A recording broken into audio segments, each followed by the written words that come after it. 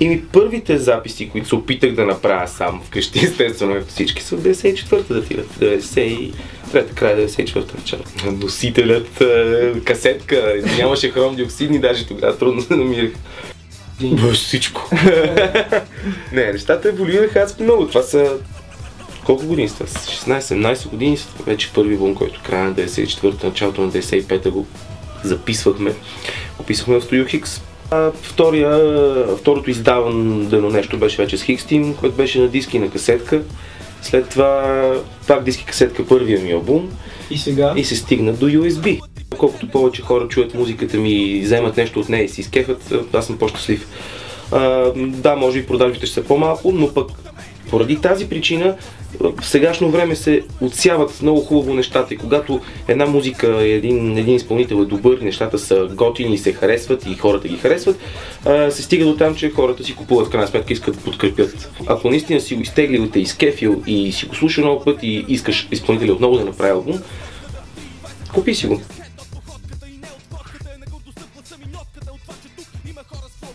Намира си място в шепата нови изпълнители, слава богу, има страхотни нови групи, наистина ме кефят адски много и доколкото мога ги поддържам, ходя по промоции, ходя по концертите им, разгласявам из социалните мрежи на приятели от ухо на ухо, защото има много приятни нови групи, които правят супер готин рап, смислен рап и такъв рап, който и след 5 години да си пуснеш, може да намериш нещо в него и пак ще ти хареса. В момента за албума Dark Step адски много ми помага, защото той се занимава заедно с Валант, моят човек, се занимават с диджитал маркетинг, с дизайна на албума, с ауторените програминга на самата продукция и адски много ми помагат в издателската дейност.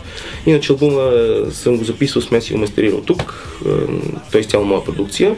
Гости вътре са Hicks Team, разбира се, логопедите, Коциклет с моите хора, с които от много време правим разни неща. Стек Атак от Франкфурт, който винаги има подтрак в нашите продукции. Такт, всъщност, нашата диджейска банда е в дамбата и так. Взето нашите хора. Фичерингите в този случай са тези по-малко отколкото миналия път, но пък по-близки. Иначе има един скит с песнята, жесток скит, в смисъл думи, които той каза, той е железен. С песнята е един от най-големите за мен в България. Йокича, имаме един припев с нея, една песен, дето от много време си прикахме да я направим и чига си казах, ще го използвам това нещо и стана готино, стана приятно, тя се кефи. 20 са в USB носителя и 26 в MP3 варианта, който може да се поръча с SMS. Общото е това, че съм стремил да бъдат фънки, да имат дълбоки бас линии, битове, олдскул битове вътре, да има тромпети, да има хем да бъдат сериозни, хем да има и заклащането от музиката. Темпо парчета имам доста. Посланието ми като текстове,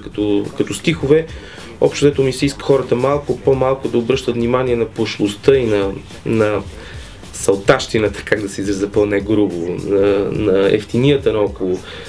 Много лесно се повличаме, стадни животни сме ние хората и много лесно тръгваме в посока, която не е толкова окей. И затова ми се иска по-малко простащина да има наоколо, по-малко глупови неща да правят хората, да мислят малко повече, колкото и да е трудно в забързаното ни ежедневие.